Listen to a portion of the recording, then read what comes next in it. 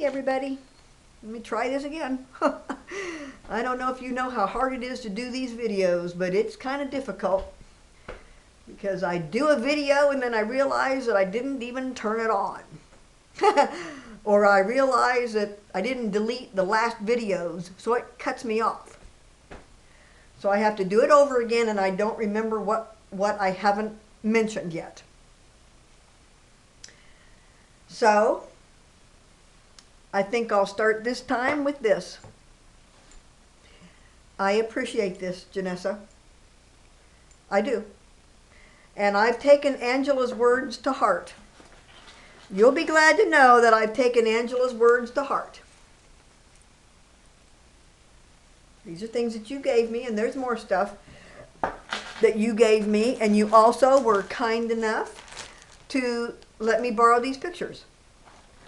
I have come to my senses, and I've gotten a better grasp about what's going on.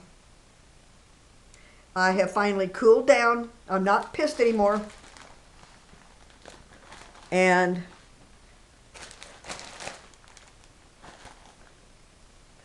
I'm going to return those pictures to you, but it's going to be under certain conditions. The day has to arrive where Jesse tells me that he gave you instructions not to tell anybody, and that you betrayed him. You betrayed his trust by telling the people that he didn't want to know about it. You went straight for the throat, and you went ahead and told us, you told my daughter, who had to pass this bad news, this ugly deliverer of bad news to me, and then the result was really nasty. And it was because I was so focused on the guilt for having hurt my nephew's feelings, my brother's son's feelings. I hurt Jesse's feelings. And I would like to ask, do you think that I have any kind of affection for Jesse? Huh? What's your answer?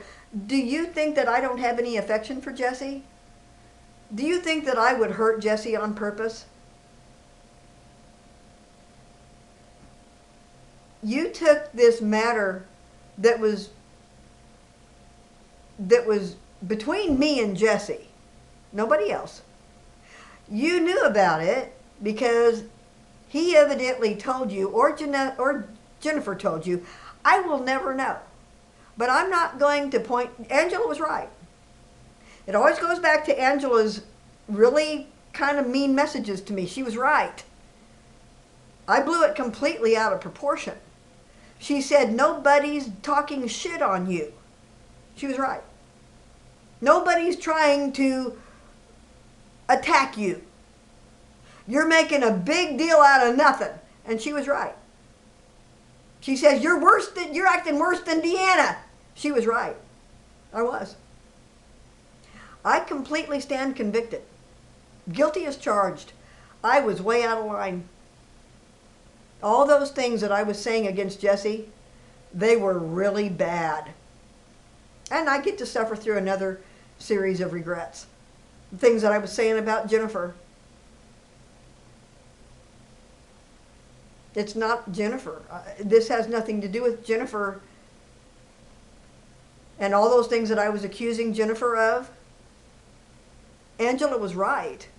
None of it's true.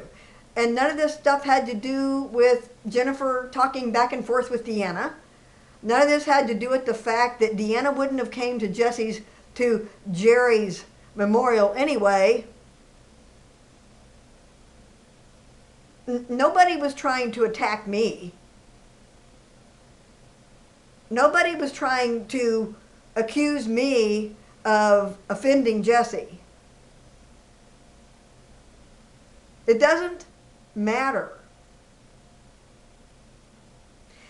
Because here's the problem, is that you made Jesse look weak When Jenessa told me this, when Angela told me about this on Friday, when I was at my job, she was telling me how fragile Jesse is. How Jesse is an introvert. How Jesse is weak, fragile. How he's very, very private. Well, I get it. I get all that stuff. And I know that Jesse is quiet. And I don't know if I've ever offended them. I really don't know. I apologize if I have. I know that one time when we were playing badminton in the backyard at Mom's, I told, was it Jesse wanted to play, wanted to join in with us, and I told him no. And you think I don't regret that?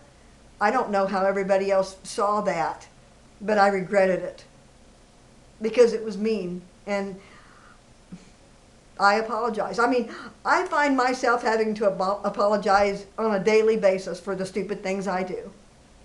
And I had told Angela that on my message back to her after she had told me. After she had told me about these things,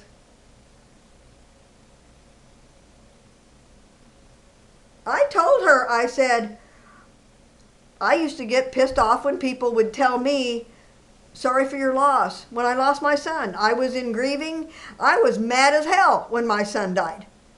Even the slightest thing people would say. Like one time I walked into the Kingdom Hall. You know, when my son died, at the Kingdom Hall, you don't miss meetings. You got a Sunday meeting, you got a Tuesday night meeting, book study, and you got Saturday field service, Sunday field service, and you got your Sunday meeting.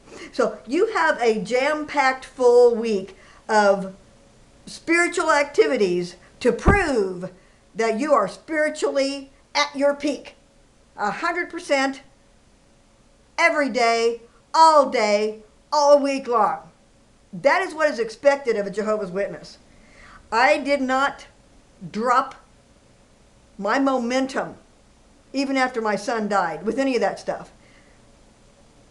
But something had come over me, and I was trying some new hairstyles.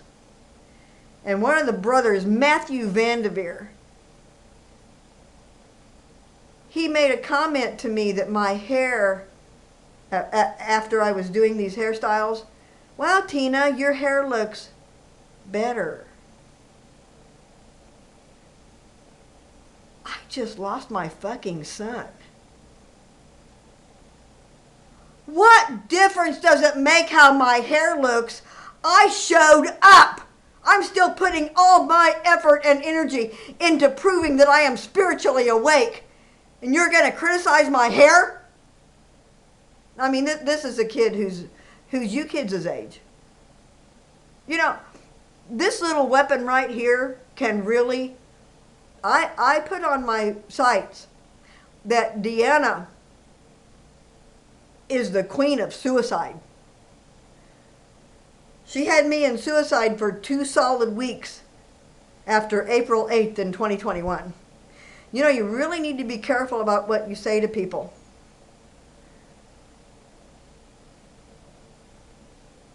Just giving you a little friendly piece of advice. You need to be careful about what you say to people. Because you might cause somebody to commit suicide, and you really wouldn't want them to leave a suicide note saying that it's your fault and explaining exactly why you would say that. That's a pretty heavy burden to bear. It's good to watch what you say. So Angela was telling me all these things that, here, I don't know if I've mentioned this one. You know damn well that is not true. Whatever helps you sleep at night. All your true feelings come out when things go sour every time. It was your love that was fake. You could not hide it for so long. I don't deserve your hate. No one does. I have done nothing but support you and try to help you to live your best life. I wanted to see you happy, but you don't want to be happy. You are addicted to drama. Always will be. Absolutely no accountability for your actions, blaming everyone else and making up stories that fuel your ego. This is the last time this will happen. I am done with you for good. Goodbye, Tina. the last thing my daughter said to me.